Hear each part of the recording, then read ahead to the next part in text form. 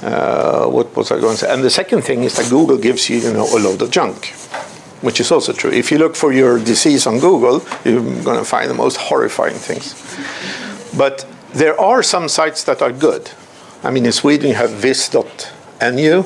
It's in my links, which is all the clinical guidelines for Stockholm, which are publicly available.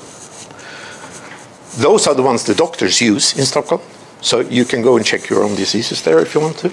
And they're reasonable because they say exactly, first time you see them, this is your responsibility, this is what you send to a specialist, these are the examinations you should do, blah, blah, blah, blah, and the whole thing. It's great. It doesn't teach you medicine, but it's a checklist if you know medicine. Then you have Mayo Clinic in the States, for instance. You have internet medicine in Sweden, you have practical medicine in Sweden, you have a number of these. Now, Google has another very neat feature since several years, and that's the co-op, if you know that. Co-op is where you design your own search engine. So if you have an account on Google, you can go into co-op, right?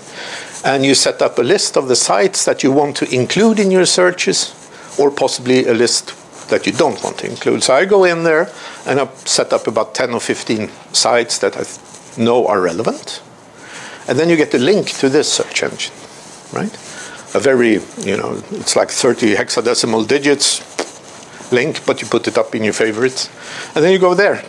And it doesn't really look like Google either if they, kind of throw a gander over your shoulder or something.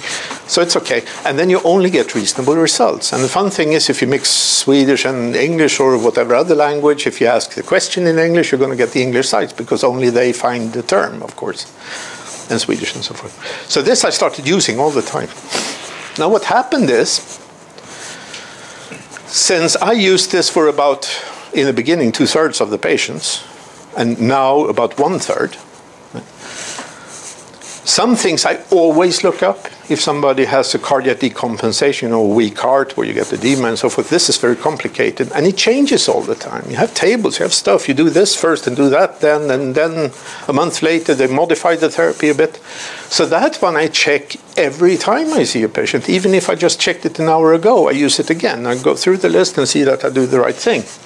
And what I discovered is that not only did I do pretty okay, but I actually started picking out things that other doctors had missed. I mean, doctors that are theoretically and practically much better than me here, I beat them.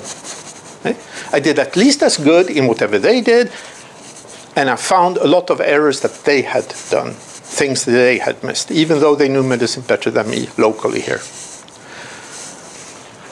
And the trick was Google and the guidelines. I was forced to use guidelines most of the time. The medicine I did was much better than theirs. If they had used guidelines, they would have been better than me, or at least as good, right? But they don't. I asked around, 1/3 of the doctors, and I'm always doing these little mini scientific explorations here. 1/3 knew what vis.nu, the major site in Sweden, actually was. They've ever heard of it, 1/3. I found, I think 1 in 20 or something had ever used it. I found nobody that used it regularly. So what happens is, people go to continued education, but you have to think medicine is this kind of thing where you have like 5,000 important topics. You get about, in a lifetime, was another thing I calculated, something between 30 and, if you go to all these opportunities, you get 30 or 50 trainings, each training 1 or 2 or 3 days, over a lifetime.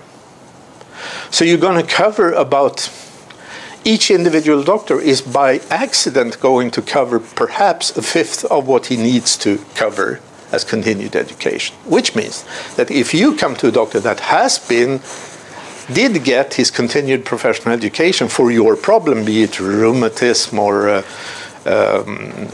stomach ulcer or whatever, that even if there's 1 chance in 2 that he ever got training for it after his medical studies, the chances that he got it the last 3 weeks is 0, right? And if it's more than 3 weeks ago, he's forgotten about it anyway. So it's worthless. So we leave to pure chance if the doctor you're going to meet actually currently knows something new about your problem. In England, there's a study in England that I didn't link to, it's on my blog somewhere, where they measured, and this is interesting, where they measured how long it takes for new scientific facts to get into clinical practice. From the point of time where a study is started, not ended, but started, until practice on average, a general practitioner or a specialist is actually applying the new knowledge in treatment of patients. How long is that interval? Anyone dare guess? What? 17 years. How much? 17 years. Ah, you knew. Okay. That's not fair. But I was amazed. I mean, it's incredible. Eh? Yeah. I would say it depends on how long the study is, because they measured from the start of the study, which is slightly doubtful. But I think it's hard to measure from the end because you don't know, you can't really say when the fact has been established. Because it could be halfway through the study where everybody sees, yeah, it's going this way. Eh? So they took the beginning. But the average study is probably around 3 years, 4 years, something. So let's say it's probably around 14, 15 years after they should have known. How come? This is crazy. How long is the interval before somebody discovers a better way of doing object-oriented programming until people actually apply it? Weeks.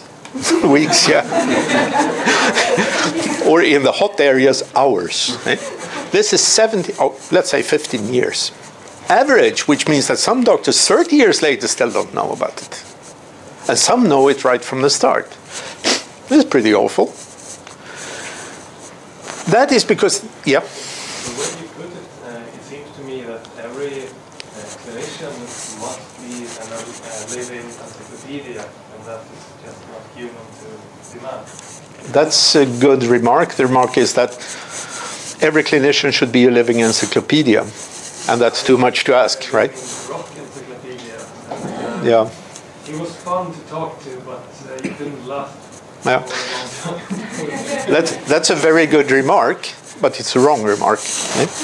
And the remark is wrong because what you do is you presume the old model, the middle, the old-fashioned doctor that knew everything by heart.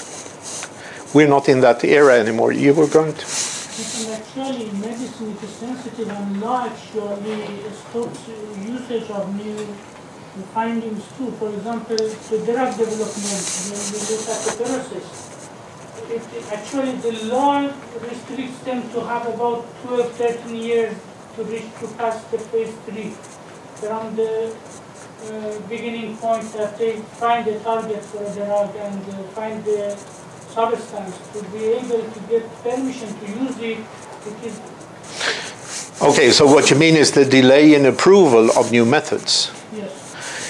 Yes, but that is only for some certain areas. That's a good point he's making, is that a lot of this delay could be in the approvals process of new therapies or diagnosis. I have no idea how many of these that are, but most of the things I'm talking about here are adjustments to diagnosis, ideas, and treatment protocols that don't need any approval. It's not new techniques, what I'm talking about, but new findings. So that wouldn't be valid then. And I don't know how much that could contribute to the 17 years, but it was not noted in the article, so I don't think it was exactly that they meant. If it would have been important, I trust that they would have mentioned it, even though you never know. So, yeah, maybe a year or two could be because of that, yes? Yeah. When I have a medical background, and when we were studying pharmacology, it was, I remember just one sentence from the professor. He said, you're going to be doctors, but the modern doctors have to be like doctors cum libra. You would have to develop the skills and how to consult that knowledge, because you will not be able to comprehend it all. And I remember it exactly, and that's why... Exactly. That's the difference between being a good, bad doctor or average doctor and a good doctor. That's the main difference. And those are the skills that need to be developed. I'll stupidly repeat what you said just for the microphone. Yeah. Otherwise, it's not on the tape. Eh? And what you said is that you got in your training for medicine, they told you that a good doctor nowadays will depend on external resources, actually not on what he learned during the training, which is absolutely true. And my point is this, that this is not considered when they build IT systems, because nothing is done for this. They are always built with the presumption that the doctor knows what he's doing. And the only thing we need to do is record his hallowed words into the journal, and if we have them accurately there, everything is fine. Which it is not, because the doctor nowadays is an operator. He's working a machine. And that machine needs as input information from the outside. And it's great that your professor told you that you should concentrate on that. What is not so great is that he probably didn't tell you how to do that, because there's no good standard method of doing it, and that's what we're lacking. But it's good that he actually told you that. And I think the modern training is going more and more in the direction learning how to find sources of knowledge instead of actually knowing stuff. What we need to know as doctors is how to do a clinical examination. What is reasonable or not, and get this kind of feeling, but not so much what to do then, because we should use resources for that.